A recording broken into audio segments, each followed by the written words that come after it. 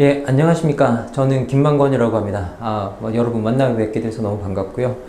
제 직업은 정치 철학자입니다. 오늘 제가 이제 뭐 능력주의에 대한, 그리고 능력주의와 관련된 공정성에 관련된 그 이야기들을 부탁을 좀 받았었는데요. 오늘 그 이야기를 여러분과 좀 나눌 수 있게 되어서 의미 있는 시간이라고 저도 생각을 하고 있습니다. 특히 뭐 최근에 대한민국에서 능력주의, 그리고 더 나아가서 그것과 연관된 공정성은 지난 한 2년을 돌아보면 가장 뜨거웠던 화두였던 것 같습니다.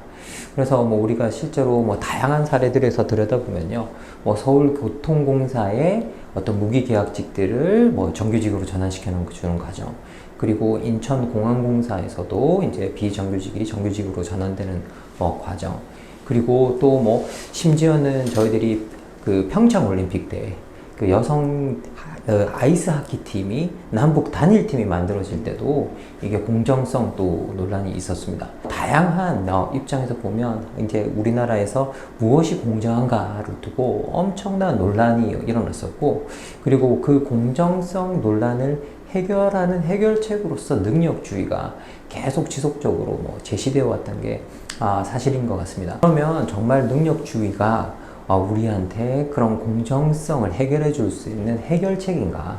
그리고 더 나아가서 많은 사람들이 때로는 이 능력주의가 불평등을 해결해 주는 해결책이기도 하다라고 심지어 그렇게 이야기하시는 분들도 계시는데요. 그러면 정말 이 능력주의가 불평등의 해결책이기도 한가? 여기에 대해서 이제 여러분들과 같이 한번 이야기해 보는 시간을 갖도록 하겠습니다. 그런데 이 모든 논란을 우리가 쫙 들여다보면 하나 꿰뚫고 있는 코드가 있는데요. 그 코드가 뭐냐라고 하면 바로 무임승차자에 대한 혐오입니다. 누구든 노력하지 않은 사람들이 그것을 가져가서는 안 된다. 어떤 중요한 사회의 몫을 가져가서는 안 된다라는 이제 그 신호인데요. 자, 그러면 결국은 우리가 이 논란의 가장 중요한 핵심은 무엇이 공정한가일 텐데요. 그래서 여러분들과 함께 이제 그러면 그 공정성에 대해서 우리나라 사람들이 어떻게 인식하고 있는가, 이제 그 자료들을 갖다가 저희들이 조금 소개해드리면서 여러분하고 좀 이야기를 하고 싶은데요. 실제 한국인의 공정성에 대한 태도, 이제 인식조사 보고서 중에 저희들이 가장 많이 보고 많이 이야기하고 있는 데이터가 2018년 한국 리서치 센터에서 조사했던 이 한국인의 공정성 인식 보고서입니다. 그래서 이 데이터를 들여다보면요, 한국 사람들이 무엇을 공정하다고 이야기하고 있는가, 특히 우리가 이야기하는 어떤 공정성 문제는 거의 분배 문제와 사실은 맞물려 있습니다. 생각해보면 이제 사회는요, 언제나 생산과 분배 체계로 이루어지는데, 근데 같이 많이 생산하자는 데 대해서 그 이견을 다는 사람은 별로 없습니다. 뭐 많이 만들어지면 파이가 커질 거라고 자꾸 우리가 기대를 하고 있고, 파이가 커지면 우리 그 기대 몫이 커질 거라고 생각을 하기 때문에 사회에서 뭔가 많이 같이 생산하자라고 이야기했을 때는 거기에 이견을 제기하는 사람은 없는데, 실제 분배 문제부터 들어가게 되면 그때는 내 몫의 파이의 크기는 얼마인가, 이것들이 들어가면서부터 사람들이 아주 민감하게 반응하기 시작하고, 그것들이 어떻게 보면 사회 정의의 문제가 돼서 어떻게 보면 논란을 일으키는 핵심이 되죠. 이 2018년 이제 이 한국 리서치 센터가 조사한 이 공정성 인식 보고서에도 바로 이 부분에 대한 집중적인 어떤 질문이 있었습니다. 이때 한국인들에게 묻습니다. 도대체 어떻게 분배하는 것이 가장 공정한 분배인가에 대해서 이제 한국인들에게 물었더니요, 한국인들은 능력과 노력에 따라 보수의 차이가 크면 클수록 좋다. 여기에 이제 이게 가장 공정한 분배이다라고 답했습니다. 그리고 그 퍼센테이지는요 66%에 이르고 있었는데요. 사실 한 사회에서 어떤 사안에 대해서 65% 이상 정도가 지지한다는 건 정말 압도적인 숫자가 지지하는 겁니다. 여러분 생각해 보세요. 이제 65% 정도라고 한다면 어떤 사안 하나 가지고 논의하러 모여있는데 그 중에 최소 6명, 많게는 7명 정도가 어떤 하나의 사안에 대해서 찬성한다고 한다면 반대쪽에 앉아있는 사람들 한 3명 정도는 거기에 대해서 쉽게 반박하기가 상당히 어렵겠죠. 이 조사 내용을 들여다보면 좀 특이했던 게 또 뭐냐라고 하면, 이 조사 내용을 보면 연령대별 조사도 있고 소득별 조사도 있고 이념 성향별 조사도 있는데, 이게 연령도 상관이 없고 소득도 상관이 없고 이념 성향도 상관이 없이 다 능력과 노력에 따라 보수의 차이가 크면 클수록 좋다.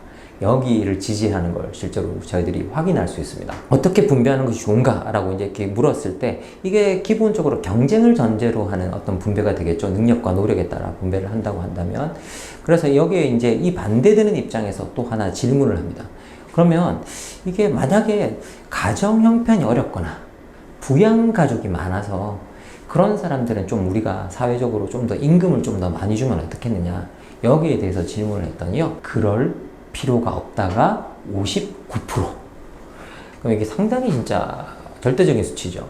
그런데 앞에 능력과 노력에 따라 보수의 차이가 크면 클수록 좋다는 능력주의 신념의 내면화가 되어 있는 걸 보여준다고 한다면 이 뒷부분에 대한 질문의 대답은 뭐냐면 네가 어려운 상황은 너 스스로 극복하라는 거죠. 그래서 네 인생은 네가 책임져라 라고 하는 소위 내 인생은 내가 책임진다 역으로 말하는 이제 그 자기 책임의 윤리라고 하는 그 개인 윤리들이 명확하게 깔려 있는 걸 볼 수 있습니다.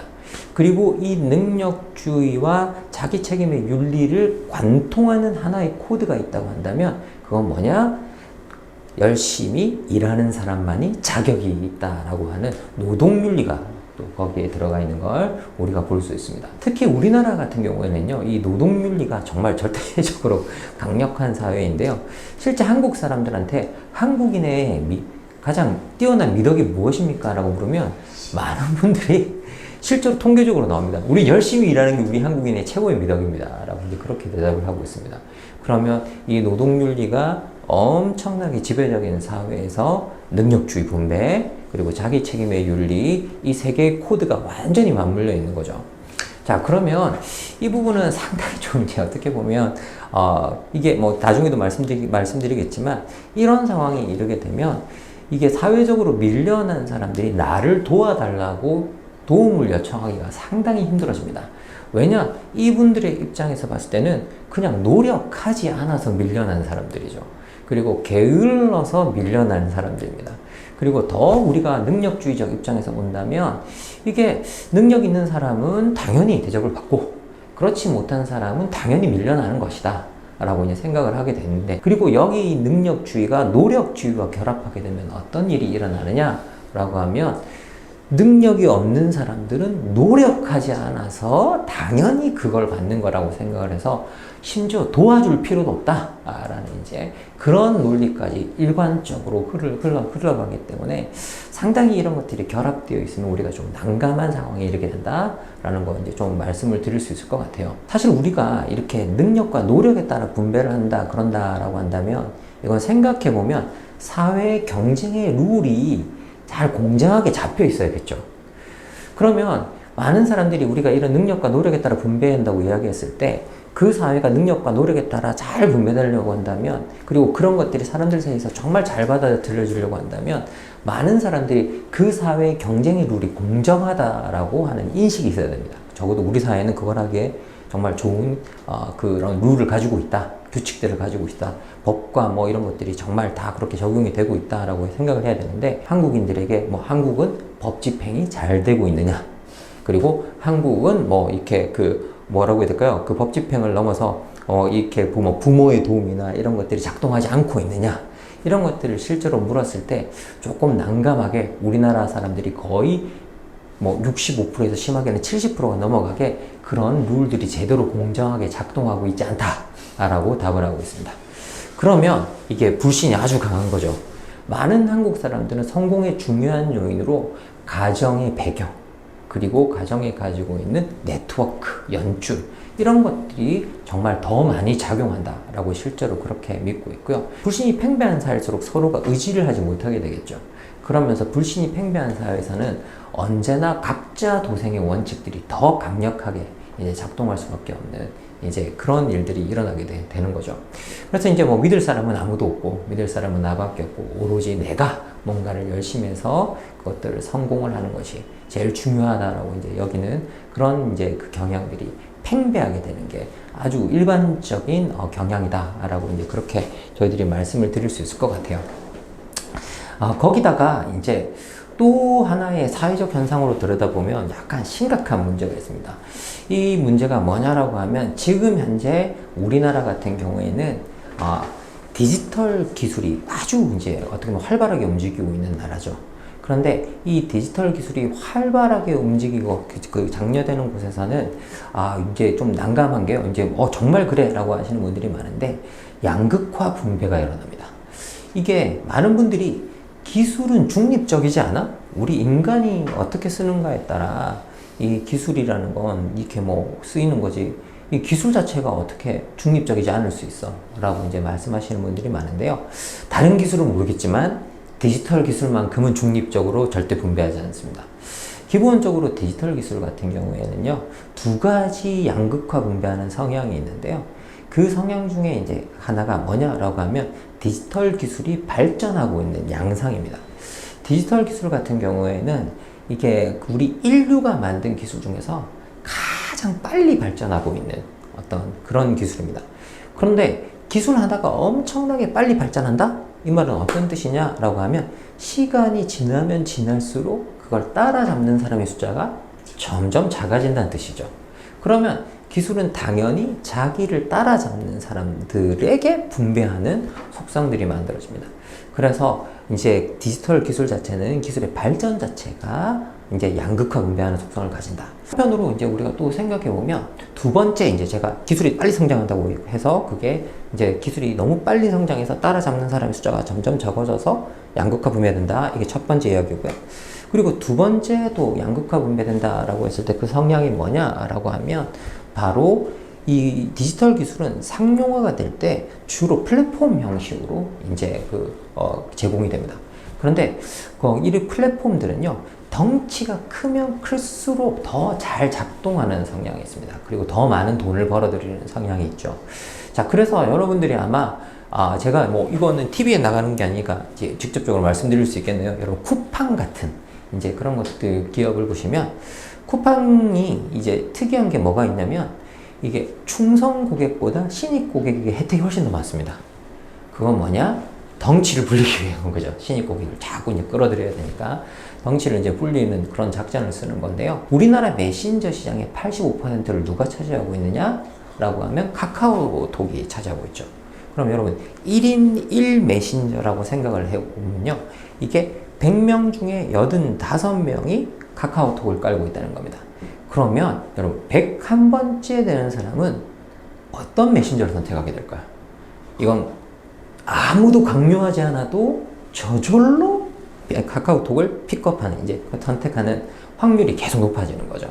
그래서 기본적으로 이렇게 플랫폼은 커지면 커질수록 이게 사람들이 그걸 선택하는 자연스럽게 오히려 이제 선택하는 그런 성향이 늘어나서 모든 플랫폼은 각각의 영역에서 독점을 만드는 성향이 있습니다. 독과점을 만드는. SNS는 정말 글로벌하게 독과점이 되어 있죠. 예, 여러분들이 쓰시는 뭐 페이스북, 그리고 인스타그램. 페이스북 같은 경우에는요, 2020년 기준으로 제가 기억할 때 한 24억 명 정도 쓰고 있는 걸로 기억하는데요. 팬데믹 기간에 한 5, 6억 명 정도 늘었다고 합니다.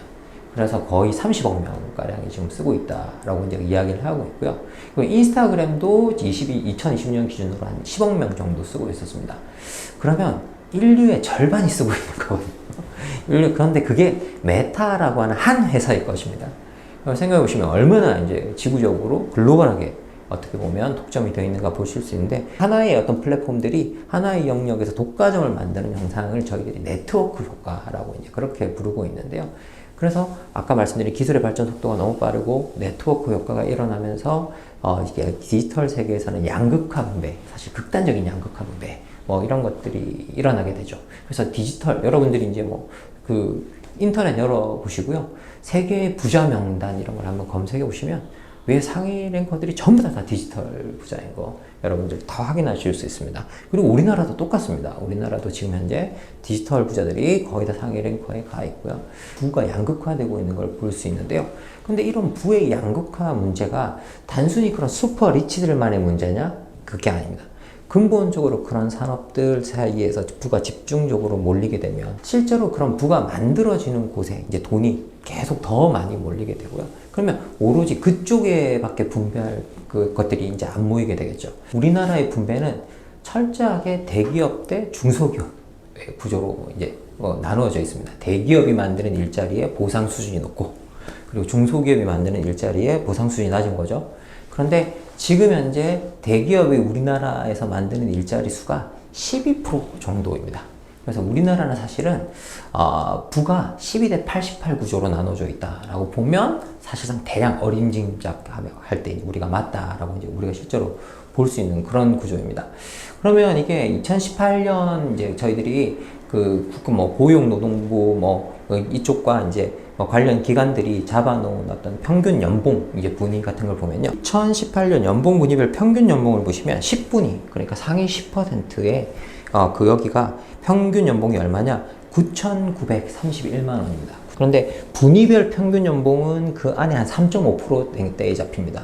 그래서 이제 우리나라의 3.5% 정도 되시는 분들이 9,931만 원 정도 이제 받으셨다고 보시면 될 것 같고요. 그 다음에 9분위, 그 다음 바로 다음 분입니다. 그 평균 연봉이 얼마냐면 5,893만 원. 그러니까 바로 한 분위가 떨어졌는데 4천만 원 이상 툭 주지 않는 걸 볼 수 있습니다.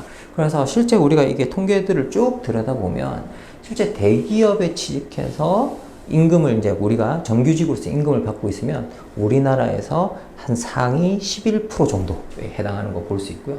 그 다음에 중소기업에 취직해서 이제 정규직으로 월급을 받고 있으면 우리나라 딱 평균 임금이라고 부르는 한 35%, 34%대에 딱 자리 잡고 있는 거 볼 수 있습니다.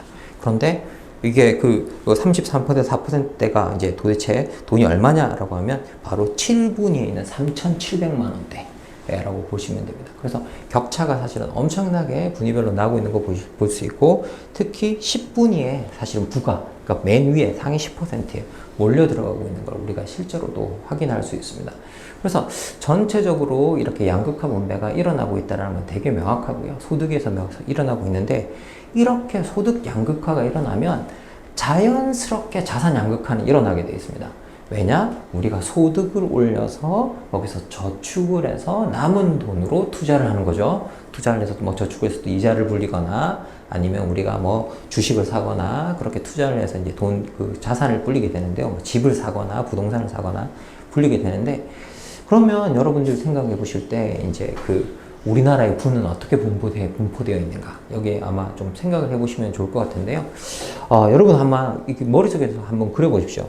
우리나라의 하위 50%가 우리나라 전체 부의 어느 정도를 가지고 있을까요? 머릿속에서 제가 생각할 시간을 한 10초 정도 드리겠습니다. 자, 9, 8, 7, 6, 5, 4, 3, 2, 1. 제가 말씀드릴게요. 2013년 기준으로 우리나라 하위 50%가 우리나라 전체 부의 1.7%를 갖고 있다. 라고 이야기하고 있습니다. 그러면 이게 이제 동국대에 계시는 이제 김낙영 교수님이라는 분이 만드신 통계인데요. 이건 피케티 불평등 데이터 등록되어 있는 이제 신뢰할 만한 자료다라는 거 여러분에게 말씀을 드리겠고요. 근데 여기에 들여다보면 이제 그 하위 50%가 1.7%를 갖고 있는데 2009년 기준으로는 얼마였느냐? 2.3%였습니다. 그러니까 이게 4년 사이에 그것도 0.6%가량 줄어든 거죠. 그러면 상위 5%는 얼마 정도 갖고 있느냐? 2013년 기준으로 50.3%를 들고 있습니다. 그리고 상위 10% 정도가 한 66% 정도 이제 가지고 있는 거로 이제 나오고 있죠. 그래서 아주 어떻게 보면 양극화 분배가 지금 이제 소득과 그리고 자산에서 다 일어나고 있는 거 실제로 확인할 수 있고요. 그리고 그런 양극화 분배를 디지털 기술이 발전하면서 더 강화시키고 있는 구조이고, 그리고 그런데 더 큰 문제는 뭐냐라고 했을 때 우리나라 일자리 구조를 보면 12대 88 구조가 계속 만들어지고 있다라는 것. 그런데 더 큰 문제는 뭐냐면 전체적인 또 일자리의 크기로 보면 어떤 패턴이 만들어지고 있느냐, 일자리 양상, 이제 기술의 발전이 만드는 일자리 양상들이 있습니다. 그게 이제 저는 좀 설명을 드리면요. 실제 지금 현재 우리가 지금 디지털 시대에 들어오고 난 다음에 많은 분들이 기술이 발전하면서 일자리가 줄어든다라고 이제 이야기하시는 분들은 많습니다. 근데 아직까지 일자리가 줄어든다는 증거는 없습니다. 일자리 수는 대충 보전이 되고 있습니다. 그런데 그 패턴이 좀 달라지고 있습니다. 패턴이 어떻게 달라지고 있느냐? 양질의 일자리는 사라지고 좀 우리가 말하는 좋지 못한 일자리가 늘어나는 방식으로 유지가 되고 있습니다. 그러면 양질의 일자리라고 우리가 부르던 자리들이 주로 제조업의 일자리들이었는데 그런 제조업들의 일자리가 사라지는데 직업의 수가 유지가 되고 있다고 한다면 딴 데서 생겨나는 거죠. 자, 그런 것들이 어디서 생겨나느냐? 바로 디지털 플랫폼 쪽에서 일자리들이 많이 생겨나면서 이제 많이라고 표현해야 되나요? 그러니까 소위 말해서 그 안 좋은 일자리, 우리가 소위 그 일자리들을 청소, 배달, 심부름하는 이 여기를 컨시어지 경제라고 부릅니다. 이 컨시어지 경제라고 부르는데요. 이걸 번역하시는 분에 따라서 좀 다르게 번역하는데 뭐 집사 경제라고 번역하시는 분도 계시고 그리고 하인 경제라고 번역하시는 분도 계시고 뭐 그런데 어쨌든 별로 좋지 않은 일자리라는 뜻이죠. 자, 그런데 문제는 뭐냐라고 하면 여러분 생각해 보세요. 좋은 일자리가 늘고 나쁜 일자리가 늘어났다라고 한다면 임금이 충분한 소득을 보장하지 못하는 방식으로 이제 우리가 발전하게 되는 거죠. 그러면 지금 기술의 발전이 일자리를 늘리지 못하면서 일자리는 늘리지 못하고 하지만 소득을 또 충분히 보전하지 못하면서 발전하고 있는데 여기에 또 하나 더 큰 문제가 있습니다. 어떤 문제냐라고 하면 기본적으로 요 디지털 플랫폼에서 일하시는 분들, 특히 이제 컨시어지 경제라고 아까 불렀던 이 플랫폼을 끼고 일하시는 분들이 여기서 일하시는 분들이 신분이 다 사장님이십니다. 이 신분이 그냥 독립사업자죠. 그러니까 그냥 우리말로 그냥 사장님이십니다. 그러면 이게 사장님이 되면 어떤 일이 일어나느냐? 옛날에는 일하는 사람들을 고용을 하면 그 고용한 사람들에게 4대 보험을 줘야 됐습니다. 그러면 이제 고용을 포함해서 4대 보험을 주고 그리고 그 사람들이 노동자면 뭐가 보장이 되죠? 노동 3권이라는 것들이 보장이 되는데 이분들이 사장님이 되면 사회보험을 줄 필요가 없죠. 그리고 노동 3권을 줄 필요가 없습니다. 그리고 또 하나 또 더 부담이 있는 게 있는데요. 이거는 뭐 지금 디지털 자본의 특징입니다. 옛날에는 저희들이 자본이라고 하면 어떤 뜻이었느냐? 생산 수단을 가지고 있다라는 뜻이었습니다. 만약에 우리가 택시 회사다 라고 하면 택시를 제공하는 거죠. 운전하시는 분들한테. 그러면 택시의 구입부터 관리, 유지, 그리고 폐기 비용까지 누가 되는 거죠? 택시 회사가 되는 거죠. 자본이 되게 되는 겁니다. 그런데 지금은 아닙니다. 세계 최고의 택시 회사가 우버라는 곳인데요. 우버는 단 한 대 자체 택시가 없는 거죠. 이유는 뭐냐? 그 우버에 일을 하려면 자기가 차량을 가지고 와야 되는 거죠. 그럼 뭐냐? 차량의 구입 비용부터 시작해서 이제 관리 유지 비용, 그리고 더 나가서 폐기 비용까지 다 이분이 되시는 거죠. 만약에 배달이다 그러면 옛날에는 오토바이를 주면서 배달을 하라고 그랬는데 이제는 배달하시는 분이 오토바이를 가지고 오고 오토바이 연료 주입비 이런 걸 다 자기가 돼야 되는 거죠. 그리고 사장님이기 때문에 보험비도 자기가 돼야 되고 그리고 여기 노동상권이 없는 거죠. 이제 그런 방식으로 이제 하다 보니 우리가 과거에 소위 저희들이 전기혁명을 통해서 아날로그 기계 시대 때 저희들이 생산력을 늘리고 일자리를 늘리고 그리고 상대적으로 고임금으로 보전하면서 사회보험을 만들고 노동3권을 보장으로 발전해왔던 것들이 다 하나하나 허물어지게 되는 이제 그런 현상들이 나타나게 됩니다.